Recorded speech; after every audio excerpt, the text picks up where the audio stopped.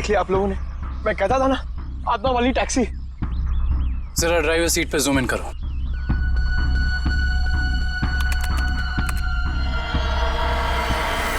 Oh my God, ये नहीं हो सकता। ड्राइविंग सीट पे तो कोई है ही नहीं। सर, अब तो आप लोगों को सबूत मिल गया है कि आत्माएं होती हैं। पंकज, ना तो आत्माएं होती हैं और ना ही कोई दूसरी दुनिया। ये कुछ और ही है, कुछ और ही।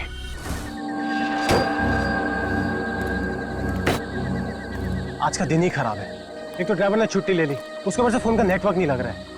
क्या करूं? एयरपोर्ट के लिए लेट हो रहा हूं मैं। यहाँ तो कोई टैक्सी भी नहीं दिखाई दे रही है।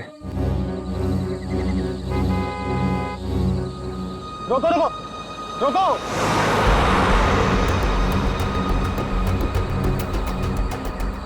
रोको रोको! माल है, कोई गाड़ी नहीं रुक रही। टैक्सी!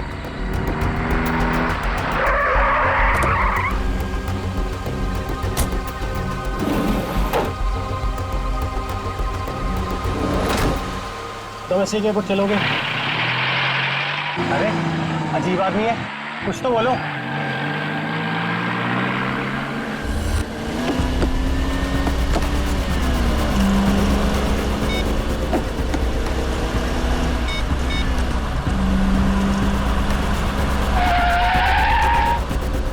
ओ भाई साहब, जरा गाड़ी आराम से चलाओ।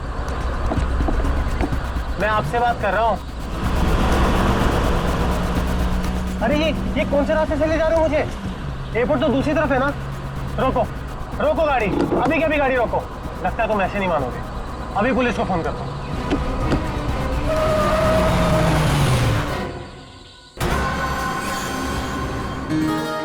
अभी तक यकीन नहीं हो पा रहा है सर। जिस एसीपी प्रद्युमन को हम सब अपना आदर्श मानते हैं, उनके साथ सीआईडी में एक दिन काम करने का मौका मिलेगा। वो सब ठीक है, लेकिन तुम लोगों को अभी भी बहुत कुछ काम करना बाकी है मेरी कसौटी पर उतरने के लिए, समझे? बिल्कुल सर, हम लोग भी यही चाहते हैं।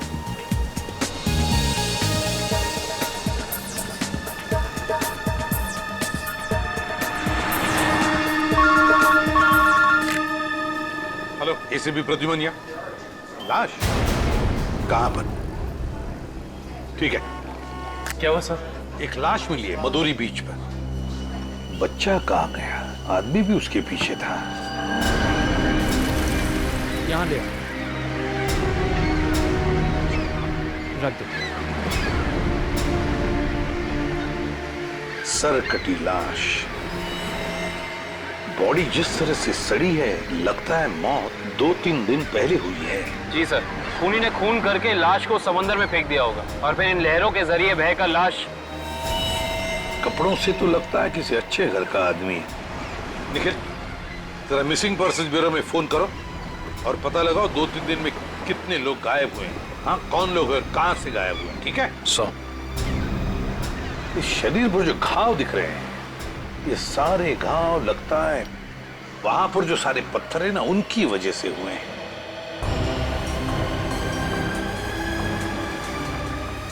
अरे जरा इधर आओ। हाँ साहब। एक बात बताओ, क्या यहाँ कोई ऊंचाई वाली जगह है जहां पर उस तरह के पत्थर हों? हाँ साहब, है ना।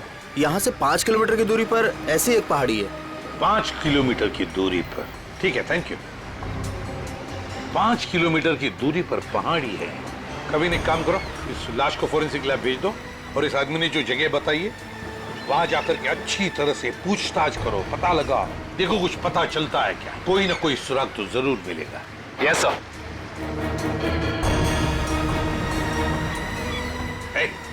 तुम? मैं साहब? हाँ तुम, इधर आओ। आज दोपहर को तुम ही थे ना सिप एंड डाइन होटल के बाहर? नहीं तो साहब। नहीं क्या? एक स्कूल जाने वाले बच्चे के पीछे लगे थे तुम?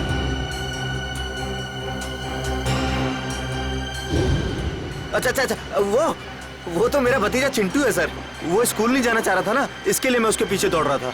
वो स्कूल नहीं जाना चाहता था, इसलिए तुम उसके पीछे दौड़े थे? जी सर। कहाँ रहते हो तुम? सर यहीं सामने एक चौल है, वहीं रहता हूँ सर। चिंटू होगा वहां पर? जी सर। चलो दिखाओ। आइए सर। सर यही हमारा चौल है। आइए सर, आइए इधर। सर यही है चिंटू। चिंटू बेटा, ये सीआईडी से एसीपी अंकल है, आपसे मिलने आए हैं। हेलो बोलो। हेलो। चिंटू, बड़ा प्यारा नाम है तुम्हारा। स्कूल जाते हो ना, पढ़ाई करते हो? अच्छा चिंटू बेटा, एक बात बताओ, तुम्हें क्या क्या पसंद है? तुम्हें मिठाई पसंद है या स्वीट्स पसंद है या चॉकलेट्स पसंद है या बिस्किट पसंद है? क्या पसंद है? चॉकलेट। चॉकलेट पसंद है?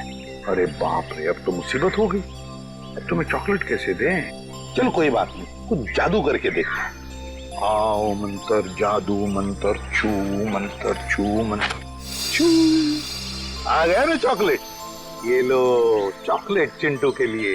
अच्छा चिंटू, और एक बात बताओ, आज सुबह, मेरा मतलब 1-2 घंटे पहले जब तुम स्कूल जा रहे थे तो तुम एमआई रोड पर भागे जा रहे थे, है ना? क्यों भाग रहे थे? वो सर मैं बता रहा था ना, इसे स्कूल नहीं जाना था। आप जरा चुप रहिए, ये मुझे चिंटू बताएगा, है ना चिंटू? क्यों, तुम्हें स्कूल जाना अच्छा नहीं लगता? ऐसी तो कोई बात नहीं है। नहीं ना, अगर कोई भी परेशानी हो तो मुझे बता देना। लेकिन एक बात कहूँ, स्कूल जाना चाहिए, बहुत पढ़ना चाहिए, बड़ा होना चाहिए और बड़े बनकर अच्छे इंसान भी बनना चाहिए, है ना? और चिंटू, तुम्हें जब भी कभी भी तुम्हारे इस एसीपी अंकल की जरूरत पड़े ना, तो मुझे मेरे इस कार्ड पर फोन करना, मैं तुरंत आ जाऊंगा। मैं चलो, गुड बॉय, बाय बेटा, बाय।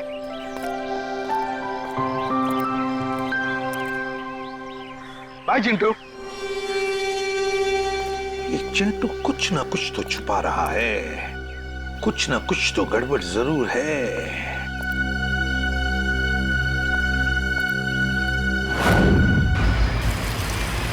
श्रेया, गाड़ी रोको, 1 सेकंड रुको।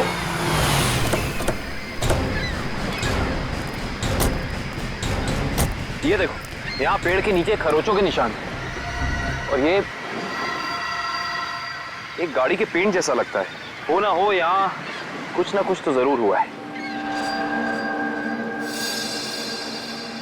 सर ये देखिए, टायर के निशान। हो सकता है वो मरने वाला गाड़ी में ही होगा और फिर गाड़ी यहाँ से नीचे गिर गई। आई सी, यहाँ भी निशान है, लेकिन यहाँ घसीटने के भी निशान है। ये देखो, यहाँ से लेके पूरे वहां तक ये घसीटने के निशान। तो कोई और ही कहानी बयां कर रहे हैं श्रेया। मतलब खूनी ने पहले लाश को यहाँ से घसीट कर नीचे फेंका और उसके बाद उसकी गाड़ी को यहाँ से, मतलब वो खून को दुर्घटना का रूप देना चाहता था। खूनी इस खून को दुर्घटना दिखाना चाहता था, फिर उसे लाश का सिर काटने की जरूरत क्या थी? ये जवाब तो हमें सिर्फ उस गाड़ी से ही मिल सकता है। करण, गोताखोरों का इंतजाम करो। कुछ भी हो जाए, हमें ये गाड़ी इस समुंदर से बाहर निकालनी ही होगी। देखो कोई और सुराग मिलता है कि नहीं।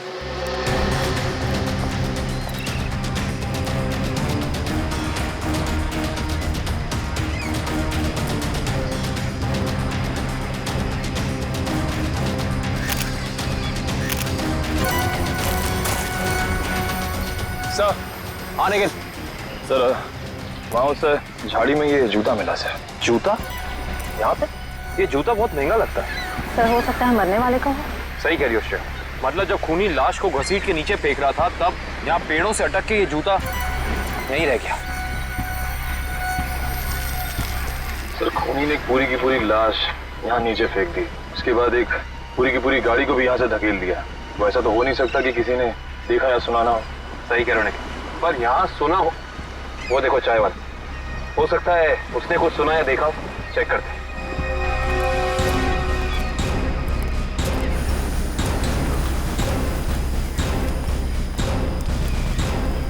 हम लोग सीआईडी से हैं। सीआईडी? हाँ, वो कल रात में यहाँ एक खून हो गया है पीछे ज्वाला रोड पे। उसके बारे में पूछताछ करनी थी। आप में से किसी ने कुछ देखा या सुना हो? ज्वाला रोड पे? नहीं साहब, हम लोग तो ज्वाला रोड पे जाते ही नहीं है। क्यों? क्या अक्सर वहाँ पे ऐसी घटनाएं होती रहती हैं क्या? हाँ, मगर ये घटना कोई इंसान नहीं, वो आत्मा करती है, टैक्सी वाली आत्मा। टैक्सी वाली आत्मा? हाँ साहब, सुना है एक आत्मा टैक्सी चलाती है जो भोले भाले इंसानों को गाड़ी में बैठाकर उन्हें मार डालती है। ज्वाला रोड पर रात को टैक्सी बैठना मौत को दावा देने जैसा है। कैसी बातें कर रहे हैं आप? इस सदी में भी ऐसी अंधविश्वास की बातें? नहीं साहब, ये अंधविश्वास नहीं है। 3 दिन पहले मैंने खुद अपनी आंखों से देखा है।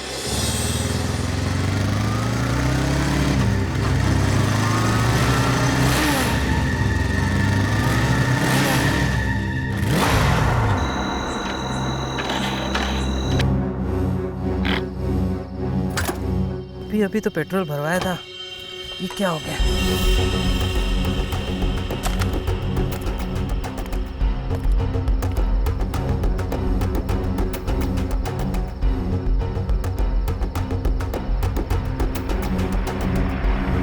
Taxi taxi.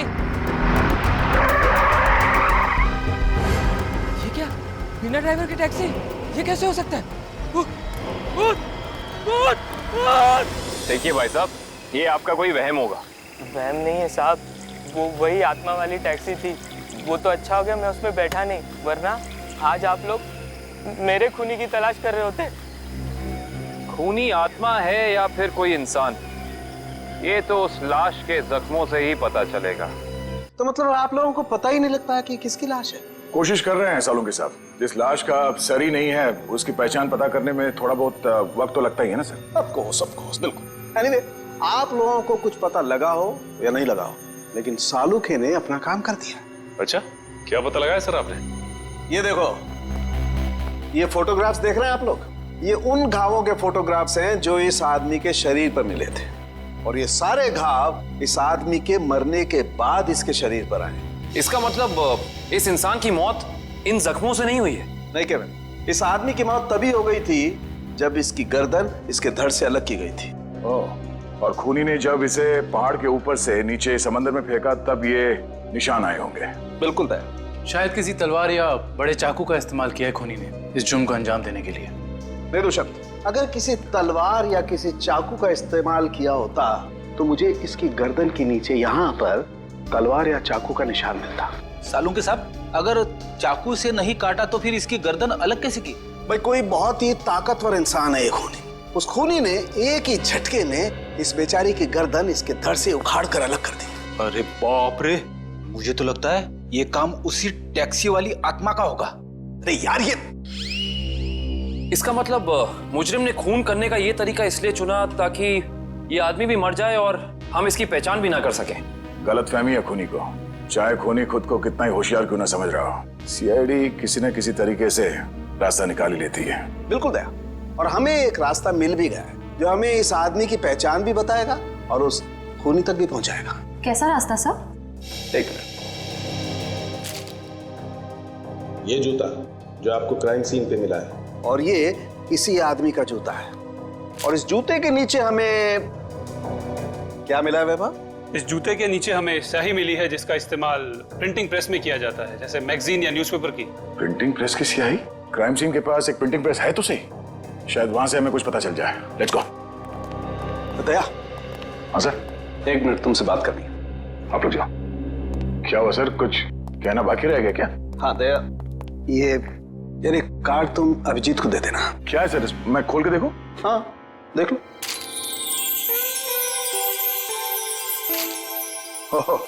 सॉरी का कार्ड? हाँ यार, वो एक्चुअली क्या है, पिछले केस में मैंने अभिजीत को कुछ ज्यादा ही उल्टा सीधा बोल दिया यार, so you know I am feeling. हाँ सर, ये बात तो है। तो कोई नहीं सर, हो जाता है कभी कभी ऐसा। नहीं यार, पर होना नहीं चाहिए। Abhijit is very sweet, you know. तुम यार दे देना, एक कार्ड दे देना। सर, ये काम आप खुद क्यों नहीं कर लेते? अरे नहीं यार दया, मैं उसके सामने ये सब बोल नहीं पाऊंगा यार। तुम मेरा इतना सा काम नहीं कर सकते यार दया। नहीं सर, आपका ये काम हो जाएगा। थैंक यू दया।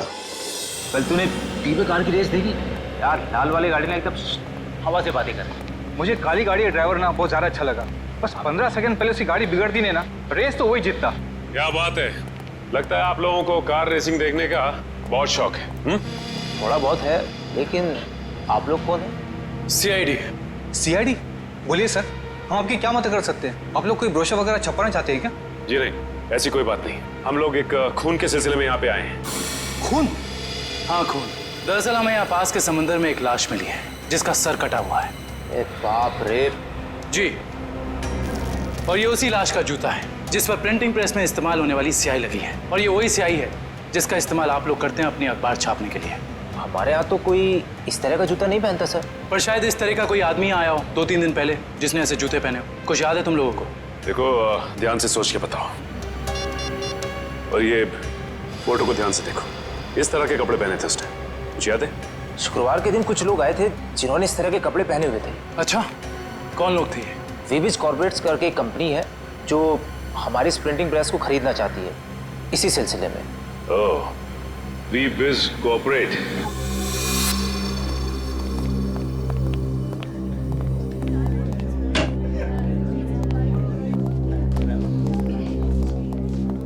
जी कहिए। हम लोग सीआईडी से। सीआईडी हमारे ऑफिस में? जी, शायद आपके ऑफिस में से किसी का खून हुआ है, उसी की तहकीकात हमें यहाँ ले आई। किसका खून हुआ सर? यही तो पता करना है। क्यों, आप लोगों को नहीं मालूम है किसका खून हुआ? जी नहीं, क्योंकि उस लाश का सर गायब था। लाश का सर गायब था? ये इतनी बेरहमी से कत्ल? जी हाँ, और हमें शक है कि जिस आदमी का खून हुआ है वो इसी ऑफिस में काम करता था। करण सर, ये है उस आदमी का जूता, पहचानते हैं आप लोग? ये तो अविनाश जी का जूता है, पिछले हफ्ते ही बनवाया था उन्होंने। और इस तरह के कस्टमाइज्ड डिजाइनर जूते तो वही पहनते हैं। खून हो गया उनका? मुझे तो यकीन ही नहीं हो रहा है। लगता तो ऐसे ही है। अच्छा ये बताइए कि क्या शुक्रवार की रात अविनाश बिंजलपुर की प्रिंटिंग प्रेस में गया था? हाँ, हम सब लोग साथ में गए थे, लेकिन 10 बजे वहां से निकल गए थे। अच्छा, अविनाश ने वहां से कोई टैक्सी वगैरह ली थी क्या? जी नहीं, उन्होंने कोई गाड़ी नहीं ली थी, वो तो अपनी गाड़ी से गए थे। इस अविनाश की किसी से कोई दुश्मनी वगैरह? जी उन्होंने कोई बताया तो नहीं था, लेकिन पिछले कुछ दिनों से उन्हें धमकी भरे फोन आ रहे थे। कौन कर रहा था? जी उन्होंने मुझे इसके बारे में कुछ नहीं बताया था, और ना ही पुलिस में कोई कंप्लेन की थी, लेकिन मुझे लगता है ये उसी का काम होगा। ठीक है दिव्या, ये मोबाइल कंपनी में फोन करके पता करो अविनाश की कॉल रिकॉर्ड्स। Yes sir. ये अविनाश रहता कहाँ था? अविनाश जी का घर यही है ना? हाँ हाँ, ऑफिस वालों ने तो यही एड्रेस दिया था।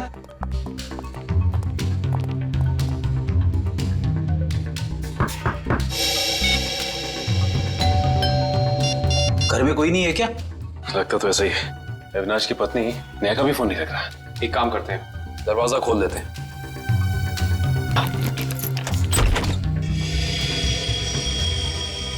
वाकई घर में कोई नहीं है। कहीं ऐसा तो नहीं कि किसी ने नेहा जी को भी? चोर चोर, कोई है, पुलिस को फोन करो। रिलैक्स मैडम, हम लोग सीआईडी से। सीआईडी से है तो क्या हुआ? आपको कोई हक नहीं है इस तरह से किसी के घर में घुसने का। माफ कीजिए, आप नेहा जी है ना, अविनाश की पत्नी? हाँ। देखिए, हम लोगों ने काफी कोशिश की आपको फोन करने की, लेकिन आपका फोन लग ही नहीं रहा था। बहुत बार फोन करने की कोशिश की? जी हाँ, और बाहर इतनी घंटी बजाने के बावजूद जब आपने घर का दरवाजा नहीं खोला तो हमें मजबूरन आपके घर में दाखिल होना पड़ा। हाँ, वो मेरे फोन की बैटरी खत्म हो गई थी और मैं अभी अभी तीर्थ यात्रा से वापस आई हूँ। आखिर बात क्या है? अच्छा ये बताइए कि अविनाश से आपकी आखिरी बार कब बात हुई थी? हो गए 2-3 दिन। वहाँ पे फोन का नेटवर्क नहीं आ रहा था, इसीलिए बात नहीं हो पाई। आप लोगों को अविनाश से मिलना है ना, तो शाम को आइए ना, वो इस वक्त ऑफिस में होंगे। नेहा जी, एक बुरी खबर है, आपके पति अविनाश जी अब इस दुनिया में नहीं रहे। क्या? अविनाश, ये सब क्या हो गया? नेहा जी प्लीज संभालिए अपने आप को, प्लीज संभालिए।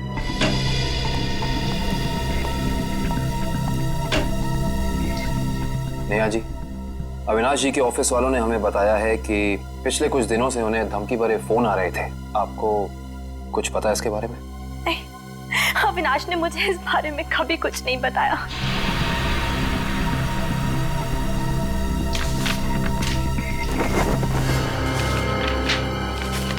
सर, डस्टबिन में से ये कागज मिला है, इस पे कुछ लेटर्स चिपकाए गए हैं। ऐसा लग रहा है जैसे किसी मैगजीन वगैरह से काट के चिपकाए गए हैं। नेहा जी, ये शब्द क्या अविनाश जी ने काट के चिपकाए? नहीं, अविनाश तो मैगजीन कभी पढ़ते ही नहीं थे। फिर हो सकता है कि धमकी देने वाले ने ये चिट्ठी लिखी हो। हाँ सचिन, और अपनी लिखावट छिपाने के लिए उसने शब्द चिपकाकर ये चिट्ठी कंप्लीट की है। और लिखा क्या है? अगर मेरी बात नहीं मानी तो अपनी जान से हाथ धो बैठोगे। एक मिनट, बड़ी सफाई से चिपकाए। एक मिनट, ये क्या? जेएलटी मैगजीन, मतलब ये जेएलटी मैगजीन से काटा गया है। जेएलटी मैगजीन, ये नाम मैंने कहीं देखा है, पर मुझे याद नहीं आ रहा कहाँ। याद करो काविन, कहाँ पे देखा है? कहीं अविनाश जी के ऑफिस में तो नहीं, वहां नहीं, कहीं। हाँ याद आया, ये मैगजीन मैंने वीरेन के पास देखी थी, उसकी प्रिंटिंग प्रेस में। लेकिन वीरेन की अविनाश जी से क्या दुश्मनी हो सकती है? रेडी, अविनाश की कंपनी वो प्रिंटिंग प्रेस खरीद रही थी, तो हो सकता है प्रिंटिंग प्रेस के मजदूरों को लगा हो कि उनकी नौकरी खतरे में है। और जैसे ही अविनाश जी प्रिंटिंग प्रेस से बाहर निकले, वीरेन ने उन्हें ओ आई सी, इस वीरेन से दोबारा मिलना पड़ेगा।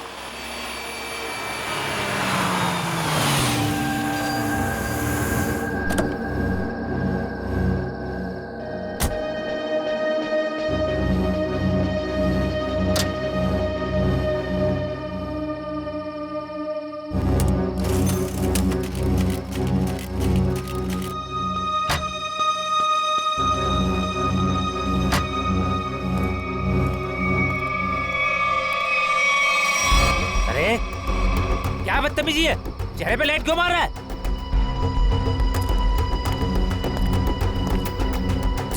अरे जानता है कौन हूं मैं? अखबार में काम करता हूँ।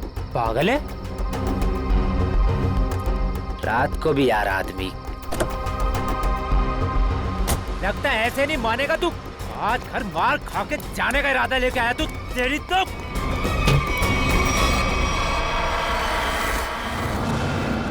कहाँ भाग गया?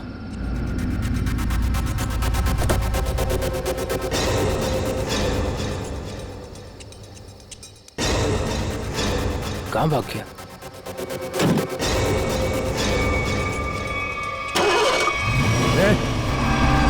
टैक्सी में तो कोई नहीं है, लेकिन अपने आप स्टार्ट कैसे हो गई? मेरे ऊपर क्यों चला रहा है? बचाओ! लेके जा यार! रोक ले! मेरे ऊपर तू रोक ले!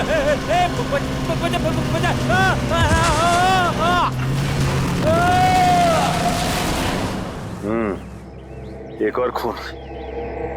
लगता है कोई गाड़ी बड़ी तेजी से इसके शरीर के ऊपर से गई है। सर, अब तक तो हम ये सोच रहे थे कि अविनाश के खून में वीरेन का हाथ है, पर अब किसी ने वीरेन को ही मार दिया।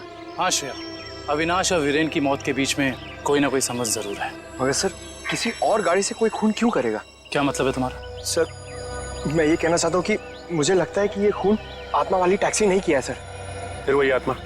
पंकज जी, आत्मा वात्मा कुछ नहीं होती, समझे? सर, ये मैं नहीं कह रहा हूँ सर। सर, आपको याद है ना उस आदमी ने क्या कहा था? सुना है एक आत्मा टैक्सी चलाती है जो भोले भाले इंसानों को गाड़ी में बैठाकर उन्हें मार डालती है। ज्वाला रोड पर रात को टैक्सी बैठना मौत को दावा देने जैसा है। इसका एक्सीडेंट किसी टैक्सी से हुआ या फिर किसी गाड़ी से, इसका पता तो इस एटीएम पे लगे हुए कैमरे से ही चलेगा। एक काम करो करण, दिव्या सर, जरा फुटेज निकालो, तब तक हम लोग गाड़ी चेक कर लेते हैं।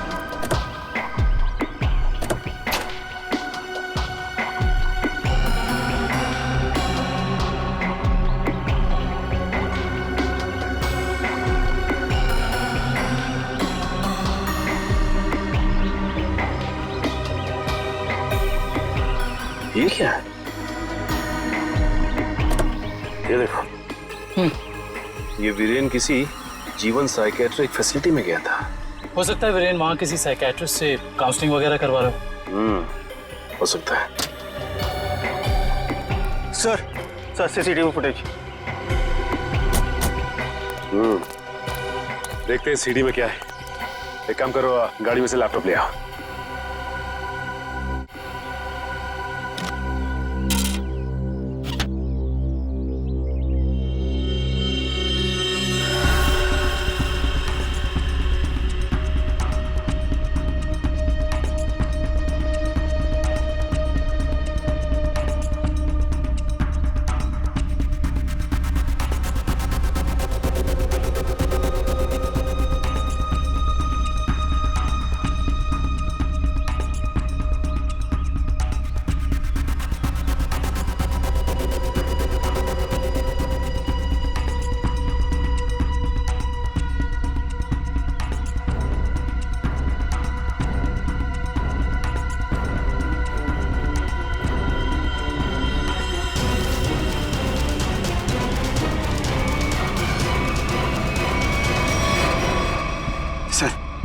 देख लिया आप लोगों ने? मैं कहता था ना, आत्मा वाली टैक्सी। जरा ड्राइवर सीट पे जूम इन करो।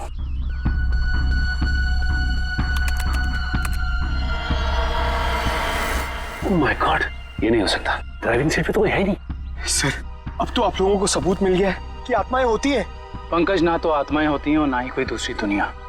ये कुछ और ही है, कुछ और ही।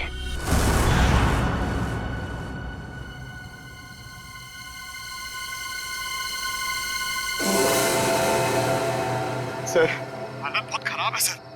सर अगर आज मुझे कुछ हो गया ना तो मेरी माँ को एक मेरा आखिरी संदेशा दे दीजिएगा। क्या? सर उनसे कहिएगा कि जो वो इतने प्यार से मोतीचूर के लड्डू बनाती है ना, वो ना बनाए, क्योंकि उन्हें प्यार से खाने वाला उनका लाल शहीद हो चुका है सर। अरे तो इसमें आंटी जी के लड्डुओं पर रोक लगाने की क्या जरूरत है?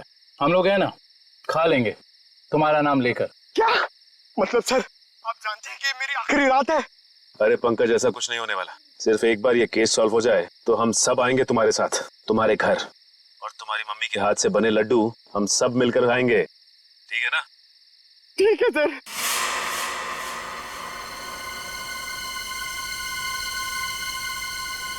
पंकज, शायद कोई आ रहा है। हे भगवान, सर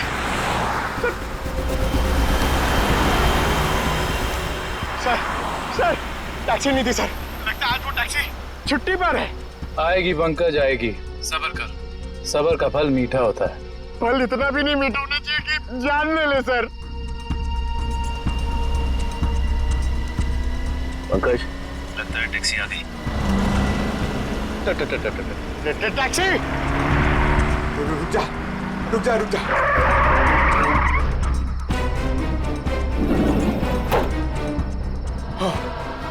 थैंक गॉड, इस टैक्सी में ड्राइवर है। चलो भैया।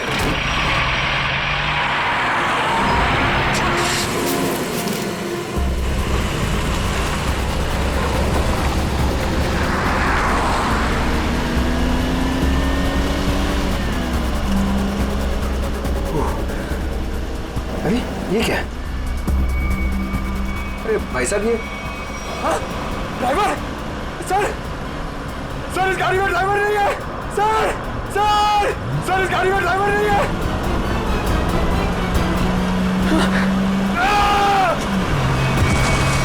अरे ये पंकज टैक्सी से घुस गया। ओह माय गॉड, इसे चोट न लगी।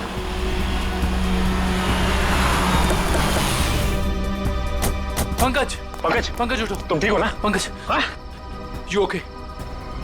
सर सॉरी, मैं अपनी जान बचाने के लिए उस टैक्सी से कूद गया सर। मैं ज्यादा देर नहीं बैठ पाया। मगर ऐसा क्या हुआ उस टैक्सी में?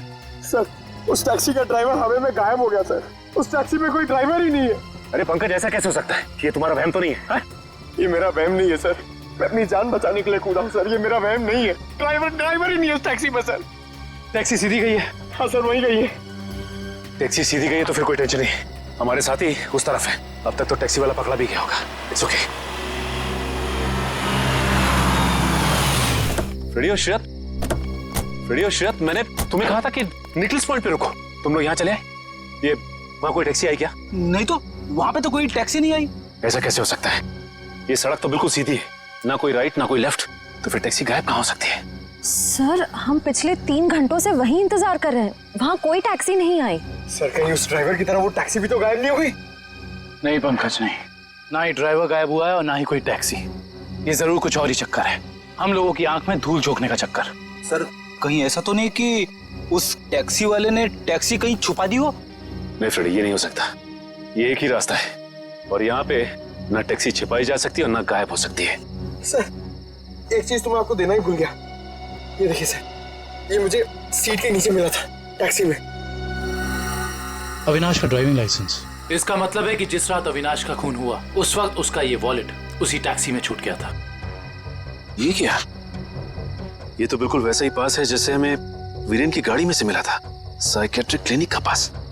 इस वीरेन और अविनाश का कुछ तो संबंध जरूर है उस साइकेट्रिक क्लिनिक से।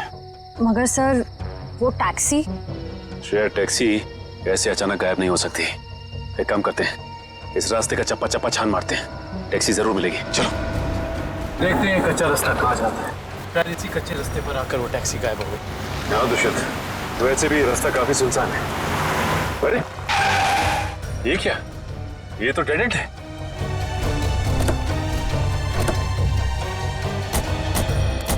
अगर टैक्सी यहाँ से गई भी होगी तो यहाँ से आगे नहीं जा सकती। लगता तो यही है, यहाँ तो आगे बस ये दीवार है। एक मिनट, ये देखो दुष्यंत, टायर के निशान। ये दीवार के पास आके खत्म हो जाते हैं। ये बात तो है।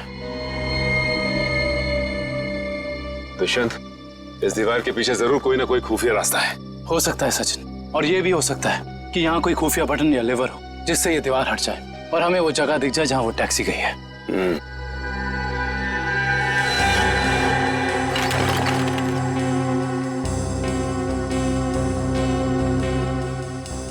यहाँ तो कोई भी ऐसी जगह नहीं है जहाँ पे लिवर या फिर कोई बटन लगा हो। तो फिर तोड़ देते हैं दीवार को।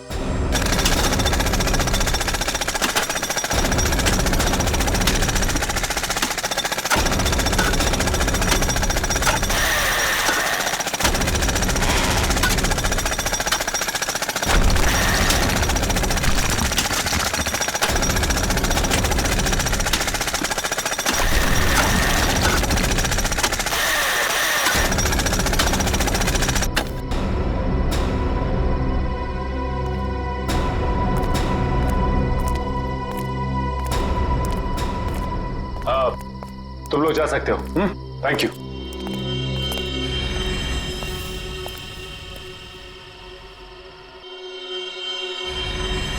ओह माय गॉड, तो ये वो जगह है, मगर टैक्सी तो दिख नहीं रही। इसका मतलब यहाँ से बाहर निकलने का कोई दूसरा रास्ता भी है। लगता है ये है वो दूसरा रास्ता। यहाँ से बहुत प्लानिंग के साथ किए जा रहे हैं ये काम, और इसी प्लानिंग की कोई ना कोई कड़ी हमें यहाँ जरूर मिलेगी।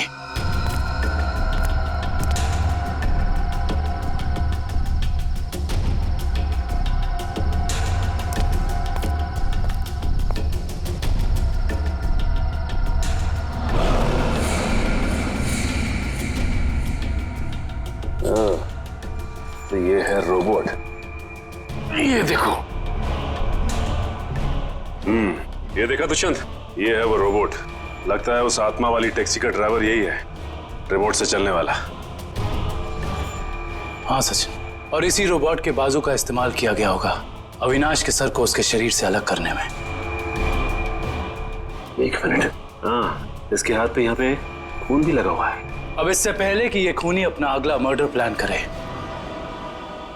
पकड़ना होगा उसे। दोनों की मौत हो गई है। इन दोनों की मौत हो गई? जी हाँ, इन दोनों को किसी ने मार डाला है। डॉक्टर साहब, आप ये बताएंगे कि ये दोनों आपकी क्लिनिक में कुछ दिन पहले आए थे क्या? हाँ, हमारी क्लिनिक में एक मरीज है रीचा, उसी से मिलने आए थे। दोनों अकेले आए थे या साथ साथ? साथ आए थे। कह रहे थे कि दोनों दोस्त हैं और रीचा से उनकी पुरानी दोस्ती है। ओह, दोनों दोस्त थे।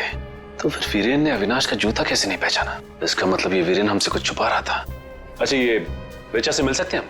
हाँ, आप जरूर मिल सकते हैं, लेकिन एक बात है, बहुत मुश्किल से रीचा की हालत में सुधार आया है, तो आप उससे कोई ऐसा सवाल ना पूछिएगा जिससे वो परेशान हो जाए। आप चिंता ना कीजिए, हम समझ सकते हैं। करण, इशिता, तुम दोनों यही रुको, हम रीचा से मिलकर आते हैं। आइए।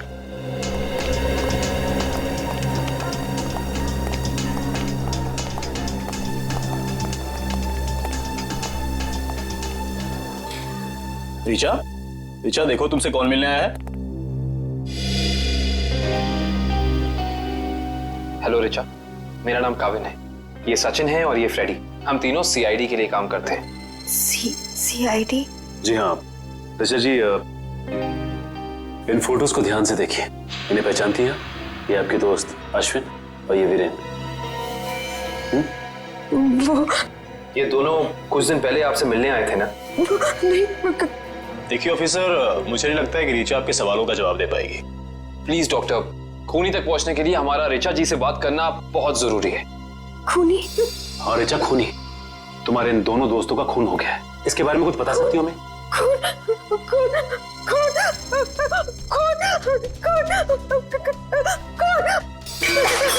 ये क्या बकवास है? वो लड़की इस कमरे की चार दीवारी से बाहर नहीं निकलती, आप उसे खून के बारे में सवाल कर रहे हैं? Richa, come down. Nurse, P7129, just जल्दी लो, जल्दी लो injection. Richa, come down.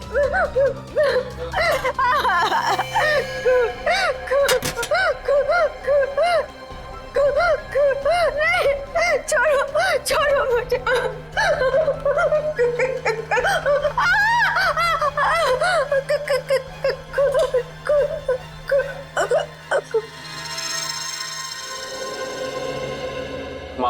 Doctor साहब, हमारा ऐसा कोई इरादा नहीं था। Very sorry. देखिए ऐसी बात नहीं है, इस तरह के मरीज बच्चों की तरह होते हैं, इन्हें हर शब्द टोल मोल के बताना पड़ता है। डॉक्टर साहब ये बात हम समझ सकते हैं, लेकिन एक बात तो तय है कि इन तीनों के अतीत की कोई ऐसी कड़ी है जो एक दूसरे से जुड़ी हुई है। इस केस से जुड़ी एक बहुत खास बात सामने आई है। कैसी बात? यही कि अविनाश, नेहा और ऋचा एक ही कॉलेज में पढ़ते थे और वीरेन भी पास वाले कॉलेज में ही पढ़ता था। ओह, मतलब ये सब पुराने दोस्त हैं। हाँ सर, और उस दौरान डाली नाम का एक सीरियल किलर कॉलेज के बच्चों का खून कर रहा था। और एक दिन इन चारों ने मिलकर पुलिस की मदद की और इस डाली को जेल भिजवा दिया। ओह, तो शायद हो सकता है ये सारे खून डाली कर रहा। यस सर, 2 महीने हो गए उसे जेल तोड़कर भागे हुए और अभी तक वो पुलिस के हाथ नहीं लगा है। ये अविनाश और वीरेन तो मारे गए हैं, वो अगला शिकार या तो ऋचा है या फिर नेहा। श्रेया, इस ऋचा के क्लिनिक में फोन करो, उसे चौकन्ना रहने के लिए कहो, जल्दी। दुष्यंत, नेहा को फोन लगाओ, जल्दी।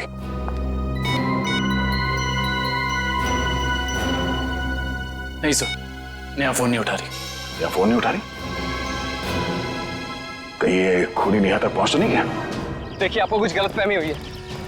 मुझे छोड़ दीजिए। देखिए मुझे मत मारिए। मैंने आपका क्या बिगाड़ा है? क्या बिगाड़ा है?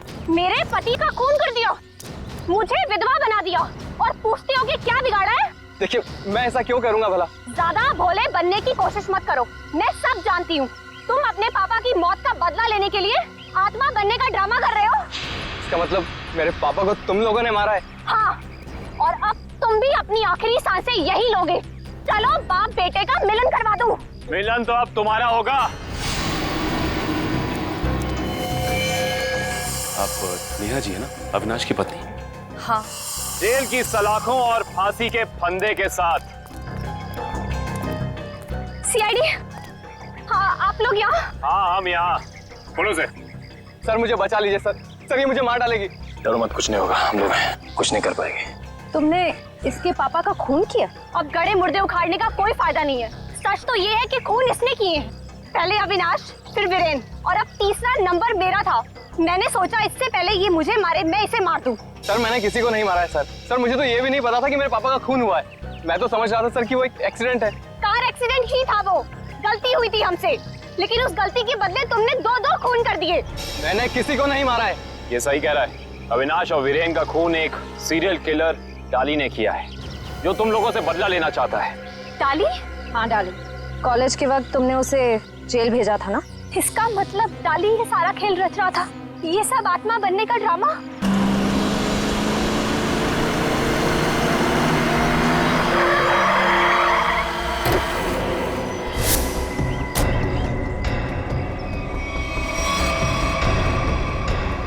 पापा, आप ये कैसे हो सकता है? वो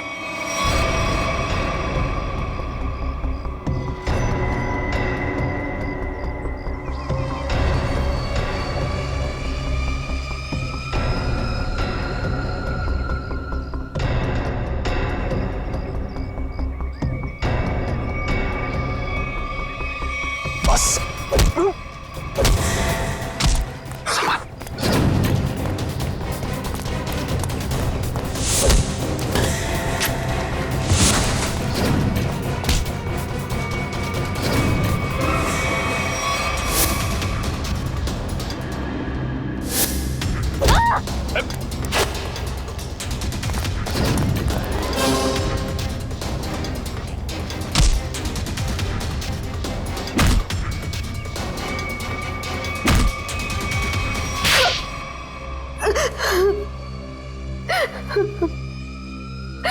क्यों किया तुमने ये सब? सर 4 साल पहले हमारी ग्रेजुएशन पार्टी की रात अविनाश ने बहुत शराब पी रखी थी। मेरे लाख मना करने के बाद भी वो नहीं माना, लेकिन फिर भी उसने जिद की कि वो ड्राइवर सीट पर बैठेगा और वो बैठ गया।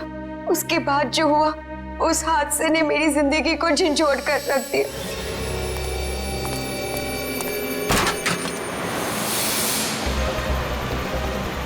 गाड़ी मुझे चलाने तो तुमने बहुत पी रखी है। डरो मत ऋचा, पीने के बाद मैं और भी सेफ गाड़ी चलाता हूँ।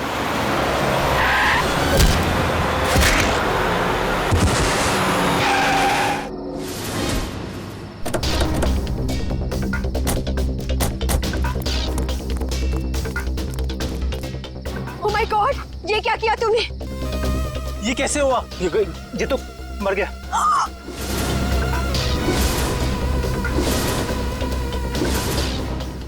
अविनाश, तुमने इसकी जान ले ली। कहा था ना तुम्हें, मुझे गाड़ी चलाने दो। रिचा प्लीज, मैंने इसे जानबूझ के नहीं मारा है। प्लीज अपनी गलती पर पर्दा डालने की कोशिश मत करो। हमें पुलिस को बुलाना होगा। तुम्हारा दिमाग खराब हो गया? अगर पुलिस आई तो हम सबके सब अंदर जाएंगे। सब क्यों जाएंगे? सिर्फ अविनाश जाएगा। क्या तुम अपने दोस्त को जेल भिजवाओगी? दोस्ती अपनी जगह और कानून अपनी जगह। कोई पुलिस नहीं बुलाएगा। तुम्हारी बेवकूफी की वजह से सबकी जिंदगी खराब हो सकती है। अगर हम पुलिस को नहीं भी बुलाएंगे तभी पुलिस को पता चल जाएगा। किसी को कुछ पता नहीं चलेगा। अब एक काम करते हैं, इसकी लाश को टैक्सी में डालते हैं और टैक्सी को खाई में धक्का दे देते हैं। ये राज हमेशा हमेशा के लिए यहीं दफन हो जाएगा। क्या? एक टैक्सी वाले का खून कर दिया तुम लोगों ने? हाँ सर, मेरे लाख समझाने के बाद भी उन तीनों ने अपने आप को कानून के हवाले नहीं किया। उन्हें डर था कि उनका सुनहरा भविष्य शुरू होने से पहले ही खत्म हो जाएगा। और तुम इस हादसे से उभर नहीं पाई, तुम्हें साइकेट्रिस्ट फैसिलिटी ज्वाइन करनी पड़ी। हाँ, क्योंकि मेरा दिल उन तीनों की तरह पत्थर का नहीं। आज भी उस टैक्सी ड्राइवर की मौत का बोझ मेरे ज़मीर को कचोटता रहता है। अगर इतनी तकलीफ हो रही थी तुम्हें तो तुम सीआईडी के पास क्यों नहीं आई मदद के लिए? हा? मैं आना चाहती थी, मगर जब मैं नेहा के पास गई तो इन तीनों ने मुझे धमकी दी कि अगर मैं आप लोगों के पास आई तो वो लोग मुझे भी मार डालेंगे। अच्छा, तब भी तुमने सीआईडी के पास आना ठीक नहीं समझा? मेरे डैड एक वर्ल्ड क्लास रिसर्चर थे। उन्होंने एक नई तकनीक का आविष्कार किया था जिससे गाड़ियां रिमोट कंट्रोल की मदद से चलाई जा सकती है। अच्छा, इसलिए बदला लेने के लिए तुमने एक ऐसी टैक्सी का इस्तेमाल किया जो रिमोट से चलती है, जिसमें एक रोबोट बैठा था। हाँ, जैसे मेरी जिंदगी भी एक टैक्सी की वजह से बर्बाद हो गई, उन तीनों का भी अंत उस टैक्सी की वजह से ही हो। मगर जब हमारा ऑफिसर पंकज टैक्सी में बैठा था तब तुमने उस रोबोट को गायब कैसे किया? पेनिटली हुआ केमिकल के जरिए। उसका असर इतना खतरनाक होता है कि खुद ब खुद देखते ही देखते अपने आप चीजें नष्ट हो जाती है, कुछ कुछ एसिड की तरह। बहुत लंबी प्लानिंग की थी तुमने खून करने की, मगर क्या फायदा हुआ? हा? पकड़ी गई ना। अगर पहले सीआईडी के पास आती मदद के लिए तो शायद तुम्हें फांसी नहीं होती। क्या बनी, कुछ पता चला? सर, उस बच्चे चिंटू के बारे में सब कुछ पता चल गया है। क्या? उसके माँ बाप गांव में रहते हैं, लेकिन बेहतर पढ़ाई के लिए उसके माँ बाप ने उसके चाचा के घर शहर भेज दिया। लेकिन पैसे के लालच में इस चाचा ने उस बच्चे से बाल मजदूरी कराना शुरू कर दिया। चाचा चिंटू से बाल मजदूरी करवाता है? बाल मजदूरी? तो फिर ऐसे चाचा की एक ही जगह हो सकती है, एक ही जगह, काल कोठरी। तुझसे बड़ा सुस्त और आलसी लड़का तो मैंने देखा नहीं। चल काम कर। मुझे काम नहीं करना, मुझे स्कूल जाना है। बेटा, स्कूल जाने के लिए फीस की जरूरत होती है और तेरे चाचा के पास कोई पैसों का पेड़ नहीं है। और सुन, अगर यहाँ से फिर से भागने की कोशिश की तो मुझसे बुरा कोई नहीं होगा। मुझे काम नहीं करना है। सीपी अंकल ने कहा था मुझे रोज स्कूल जाना चाहिए। स्कूल जाएगा? बड़ा है स्कूल जाने वाला। तेरी तो गंदे नाले के कीड़े बच्चे पे हाथ उठाता है। हाँ? अरे तुम कहाँ भाग के जा रहे हो चाचा जी? तुम्हें तो जेल में जाकर पत्थर तोड़ने हैं। आजा, करेक्ट, ले जाओ इन दोनों को। थैंक यू सीपी अंकल, मुझे यहाँ काम करना बिल्कुल अच्छा नहीं लगता था। देखो चिंटू बेटा, तुम्हें कोई काम करने की जरूरत नहीं है, समझे? तुम स्कूल जाओगे, अच्छी तरह से पढ़ाई करोगे और बड़े बन जाओगे। और सिर्फ तुम ही नहीं, तुम्हारे सारे दोस्त भी, और उन सब का ख्याल हम रखेंगे, है ना? तो बताओ, खूब खूब पढ़ाई करोगे ना? हाँ, मैं बड़ा होकर आपकी तरह एक सीआईडी ऑफिसर बनूंगा और जिम को मिटा दूंगा। अरे वाह! चलो, इस बात पर हम तुम्हें चॉकलेट खिलाएंगे और चाहिए तो आइसक्रीम भी खिलाएंगे, और जो कुछ मांगोगे वो सब देंगे, तुम्हें भी और तुम्हारे इन दोस्तों को भी। चलो बच्चों, चलो इन्हें ले चलो।